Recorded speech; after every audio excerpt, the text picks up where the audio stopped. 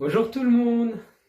Alors aujourd'hui, je vous propose un interview, en quelque sorte, ou plutôt une présentation. Euh, voilà, j'ai fait la rencontre d'ici, il y a, il me semble, 2 semaines, 2, 3 semaines, même 3 semaines, oui, 3 semaines, d'Irmina, en fait, qui est venue, en fait, faire une présentation dans un groupe dans lequel je me trouvais. Et j'ai vraiment été très touché par son histoire. En fait, c'est l'écrivaine de ce livre ici. Et je pense que le mieux ce serait qu'elle, elle se voilà. Donc c'est Hermina et je pense qu'elle pourra mieux expliquer toute son histoire et peut-être parler de son livre. Moi c'était important pour moi de partager le message qu'elle, elle souhaite partager. Et, et c'est pour ça que je trouve qu'il a tout à fait sa place à être circulé à travers, par exemple, également les vidéos que moi je circule d'habitude, et bien au-delà. Voilà, s'il te plaît. Hermina, je te laisse la parole. Merci Hein? Xavier. Voilà. Tu peux y aller. Bonjour tout le monde. Voilà, je remercie Xavier de m'introduire pour me présenter et me permettre de parler de mon livre. Et avant tout, je vais parler un petit peu de moi pour me présenter à vous. Et je vous remercie d'avance d'être présent et d'écouter. Voilà, je m'appelle Irmina Ntachonita. Je suis née en Afrique centrale, au Burundi. J'ai eu une enfance très calme, je dirais même lumineuse, malgré que c'est un pays qui a toujours été en trouble. C'est bien plus tard que j'ai réalisé cette atmosphère difficile à vivre. Plus tard, j'ai dû quitter ce pays pour des raisons de guerre et de troubles, pour me retrouver d'abord dans un autre pays d'Afrique et finalement en Europe, où je vis depuis une trentaine d'années, et spécialement en Belgique. Je suis ici depuis 30 ans. Et j'ai eu un parcours et une vie tellement mouvementée, je dirais même tourmentée, avec beaucoup de péripéties que j'ai jugées difficiles, que les autres aussi pouvaient juger de difficiles.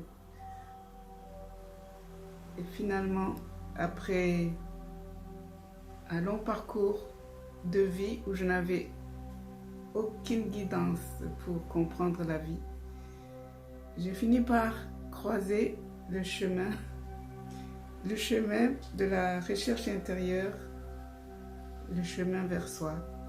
Il y a 10 ans de cela que j'ai démarré un parcours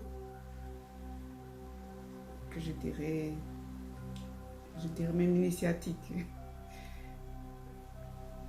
Au départ, il n'y avait rien, je ne savais rien, et du jour au lendemain où j'ai entendu parler de cela, c'était un engagement très très fort. Tout mon cœur, tout mon être, tout mon corps s'est engagé à suivre ce chemin. Et j'ai donc suivi des stages, des formations, j'ai fait des thérapies. J'étais consciente que j'avais tellement de choses en moi qui étaient difficiles, qu'il fallait que je dépasse. Et j'ai aussi, pendant cette période de 10 ans, connu des expériences difficiles aussi, mais j'ai remarqué que petit à petit, je le vivais différemment d'avant. Je pourrais aussi ajouter un mot sur mon parcours professionnel. J'ai une formation de scientifique. J'ai exercé en tant que prof et enseignante de mathématiques et d'informatique, à différents niveaux d'ailleurs. Pendant une vingtaine d'années, donc c'était ce parcours d'enseignement, et après je suis rentrée dans le cursus d'employé privé dans le domaine financier pendant une dizaine d'années aussi. Mais j'ai fini par quitté moi-même volontairement ce travail et ces activités en réponse à l'appel de mon âme pour m'occuper un peu plus de ces nouveaux domaines de vie. Mon cœur, mon âme me disait que j'étais prête à servir autrement. Donc ça, c'est depuis 5 ans. J'ai donc quitté mon emploi pour envisager une activité de thérapeute que j'ai exercée pendant 1 an. Mais après 1 an, il était clair en moi que ce n'était pas exactement cela que la vie attendait de moi. Je suis donc restée 1 an comme ça, en suspens. J'ai pris ça comme une pause, comme un moment de... Comment on peut dire ça? Oui, je l'ai pris même comme un peu de vacances parce que ça faisait tellement longtemps que je n'avais pas pris de vacances en conscience. Et après, j'ai eu un élan intérieur pour écrire. Je ne savais pas qu'est-ce que j'allais écrire. Je n'avais pas de sujet précis. Je ne savais même pas que j'avais des capacités d'écrire. Je le prenais presque... C'était un élan qui venait comme ça. Et alors, je me disais, tout compte fait, je peux écrire pas mal de choses. J'ai vécu tellement d'événements. J'ai vécu tellement de péripéties. Des fois, quand je raconte, les gens ils sont étonnés. C'est vrai. Donc, je me disais, ce serait ça le sujet du livre. Je commençais donc à structurer un petit peu, à choisir des thèmes et tout ça. Jusqu'au jour où, pendant une méditation, oui, bien sûr, j'ai des pratiques, comme on dit, spirituelles. Donc, il m'arrive de méditer, même souvent. Et donc, pendant une méditation, j'ai reçu comme une grâce, j'ai eu une révélation qui m'est arrivée et qui concernait un domaine qui m'intéressait très fort, qui est le domaine de l'univers et la création et le créateur et qui nous sommes par rapport à cet univers. C'est comme si je recevais une réponse à ces questions et à ce questionnement. Bien sûr, la réponse n'était pas toute faite. Je n'ai pas eu une série de phrases qui tombaient toutes seules, qu'il fallait juste ou enregistrer ou écrire. Non, non. J'ai reçu une espèce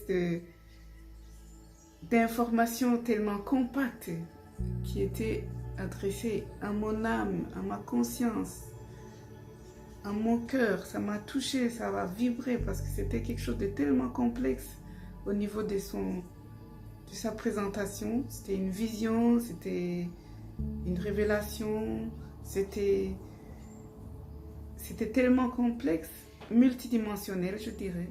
C'était à différents niveaux de conception. En plus, ça a duré à peine, même pas 1 minute. Et une fois que c'était estompé, j'ai entendu le message, eh bien, chiffrement de cette information pour transmettre. Et donc après, ça m'a pris plus ou moins 6 mois pour transmettre, pour transcrire, comprendre. C'était pour moi en même temps un enseignement, une compréhension. C'était l'ouverture de conscience. J'ai levé ma conscience à travers le déchiffrement de ces paquets d'informations qui étaient restés gravés dans mon cœur. Et ça m'a pris donc 6 mois pour terminer cette partie qui explique en fait le fonctionnement de l'univers, la création de notre univers, l'univers qui est un unique univers qui contient tout, qui est une unité. Je ne dis pas qui contient, parce que là on croirait qu'il y a plusieurs éléments dans cet univers. Non, l'univers c'est un créateur unique, c'est un univers, et cet univers se manifeste d'une infinité de façons. C'est en fait, quand je dis se manifeste, c'est en fait l'univers, ce créateur unique, montre des parties de lui-même à travers des filtres. Et chaque partie qui est montrée a une conscience qui est propre. Et cette partie se croit en fait limitée à elle-même, séparée du reste. C'est ça qui est l'illusion dont on parle. L'illusion de croire qu'on est séparé du reste, qu'on est seul et que les autres parties qui sont montrées à côté sont aussi séparées.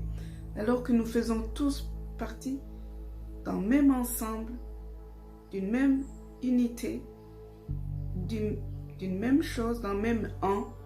Quand je dis un, je veux souligner ce fait qu'il n'y a pas plusieurs entités rassemblées. Non, non. Et donc, il m'a montré comment fonctionne cette manifestation de l'univers. Et il m'a montré aussi, parce que j'ai ressenti aussi très fort, l'ingrédient primordial qui unit tout cela, qui fait que tout cela est possible. Le premier ingrédient, c'est l'amour. L'amour, bien sûr, nous connaissons l'amour tous. Je pense que nous connaissons, ou alors nous avons une idée, ou nous aspirons à l'amour. C'est un amour qui n'a pas de conditions. C'est un amour qui est là pour tout unifier, pour tout harmoniser. Et c'est donc l'ingrédient numéro 1 qui fait que cet univers existe. Le deuxième ingrédient, c'est l'ingrédient qui permet en fait de pouvoir montrer les différentes parties, tout ce qui existe, tout ce qui est créé, tout ce qui existe comme sur la Terre par exemple, comme personne, comme tout ce qui vit, même les objets, ça fait partie de l'univers qui se montre. Donc ce qui montre cela, c'est la conscience. C'est notre conscience qui est très puissante, qui permet de créer les choses. Et donc cette première partie du livre que j'ai terminée fin 2019, c'était fin 2018, fin 2018, nous parle donc de la création de l'univers, de l'unité de tout ce qui existe, de l'amour qui est le maître au niveau de la cohésion de tout ce qui est, et de l'amour qui règne en chacun de nous. Parce que chacun de nous est animé de cet amour, parce que chacun de nous est le créateur, en fait. En fin 2018, quand j'ai fini ce livre, je le faisais lire aux amis pour qu'ils me disent ce qu'ils en pensent. Parce que je me disais, édité ou pas, est-ce que c'est quelque chose de personnel qui m'a servi moi à grandir? Et entre-temps, au mois de février 2019, un événement d'une importance capitale m'est survenu. Cet événement venait s'ajouter aux autres événements que j'ai vécus dans ma vie, qui étaient très difficiles, que j'ai jugés de difficiles, et que j'avais vécu d'une manière tellement, je n'ose pas vous dire comment, c'était tellement atroce. Mais l'événement que j'ai vécu, c'était mon fils unique de 32 ans, qui a quitté ce monde. Je l'ai accueilli, cet événement, bien sûr comme une maman qui perd son unique enfant. C'était très dur au niveau de mes corps, je le ressens encore là maintenant. Par contre, à l'intérieur de moi, grâce au travail que j'avais effectué, grâce à la compréhension de qui nous sommes, du fait que nous sommes tous créateurs, du fait que nous venons expérimenter la vie ici sur Terre, du fait que nous sommes éternels, du fait que dans notre monde, que j'appelle monde local, parce qu'il existe une infinité d'autres mondes, nous sommes là, ici, mais nous sommes de passage pour aller expérimenter d'autres univers. Et mon fils était là pour me montrer cet exemple. pour que je puisse intégrer ce que je venais d'écrire. Et c'est pour cela que, après, je dirais, 2 mois d'accueil et d'acceptation du décès de mon fils, dans un état de gratitude intérieure, tout en ayant les émotions normales d'une personne humaine, j'ai pu démarrer une deuxième partie de mon livre qui est en fait le complément de la première. La première partie que je dirais, c'est la description plus ou moins abstraite de l'univers avec tous ces mondes multidimensionnels qui le composent. Et la deuxième partie, en fait, c'est la vie. Comment la vie permet à notre univers, à ce créateur, de se manifester. Parce que c'est à travers la vie, c'est grâce à la vie qui nous traverse, qui nous offre des expériences et c'est qui nous permet, en fait, de connaître qui nous sommes. La vie nous permet de manifester tout notre potentiel. Et la deuxième partie de mon livre, en fait, voudrait inviter chacun à s'interroger sur la manière de vivre.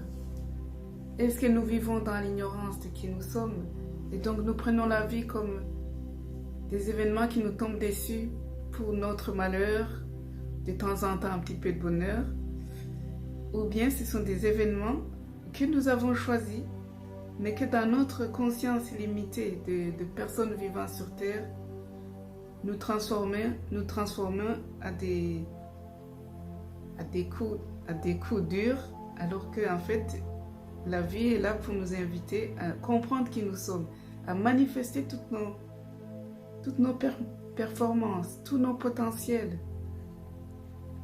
Voilà mon livre qui vous a été montré juste au début par par Xavier, que je remercie. Je vous le montre encore et je vous rends grâce de m'avoir écouté. Et bien à tout bientôt, sans doute. Merci. Est-ce que tu pourrais peut-être rajouter où est-ce qu'on pourrait éventuellement commander ce livre? Oui, bien sûr, oui. Donc ce livre qui s'appelle Yegomoya, notre créateur, notre univers et son créateur suprême révélé, a été édité chez Nombre 7 éditions. Ici, voilà. Et, oui, c'est ça. Oui. Et on peut le commander sur le site internet de Nombre 7 éditions. Ça s'appelle nombre7éditions.fr. Merci. Merci aussi. Est-ce que, alors, j'ai juste une petite dernière question, Yegomoya. Donc, c'est un terme qui est totalement méconnu. Est-ce que tu pourrais juste en dire un petit mot? Oui, ce livre a été écrit d'une manière inspirée quelque part. L'inspiration en ce sens que tout ce que j'écrivais était validé par mon intérieur, mon être divin ou mon être suprême. Et donc, comme je parle du Créateur, que des fois on appelle Dieu d'une manière courante pour, par exemple, les catholiques, les chrétiens, je n'ai pas voulu utiliser ce mot Dieu et il m'a été recommandé de ne pas l'utiliser pour ne pas faire alliance à une quelconque religion ou association ou groupement. C'était pour insister sur le fait que mon livre parle de la spiritualité libre, de la spiritualité universelle et donc ne fait pas référence aux religions courantes. Il fait référence à ce qui anime chaque être. Merci beaucoup. Alors, ben voilà, je te compte juste à te remercier pour ce preuve de courage que tu as fait tout au long et que tu viens de faire ici en enregistrant toute première vidéo. Oui. Et ben, je vous invite à faire ce qu'il y a de mieux pour vous. Donc, voilà.